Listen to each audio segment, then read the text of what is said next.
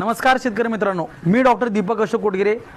आपण आज बघणार आहोत डॉक्टर ए.पी. कोटगिरे यांच्या लेखणीतून जनावरांची वार पडण्यासाठी किंवा झार पडण्यासाठी घरगुती उपाय काय आहे. आपण पहिला व्हिडिओ बनवलेलाच आहे, पण बऱ्याच शेतकऱ्यांचं म्हणणं आहे की आमच्याकडे जर पांढरा मुळा अवेलेबल नसेल किंवा तो सीझन नसेल तर काय करायचं.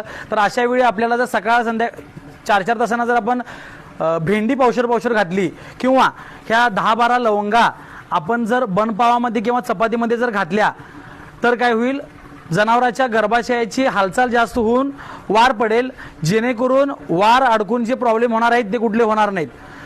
मग साहेब नेहमी सांगायचे की वार पडण्यासाठी जनावर विल्यानंतर उपाय करण्यापेक्षा आपण जनावर गाभण असल्यानंतर जर उपाय केले तर हे फार फायदेशीर होतं. ह्यासाठी आपल्याला काय करायचं आहे तर त्याला संतुलित आहार द्यायचा आहे. त्या जनावर गाभ राहिल्यानंतर आठवायचं आहे. आपल्याला 8व्या महिन्यात आपल्याला आठवायचे, नावाप्रमाणेच आहे, 8वा म्हणजे आठवायचे. आणि 9व्या महिन्यामध्ये आपल्याला भरडा वैरण बंद करायची नाही त्याची कुठल्याही परिस्थितीमध्ये, जेणेकरून त्याच्या शरीरामध्ये कॅल्शियम वाढेल.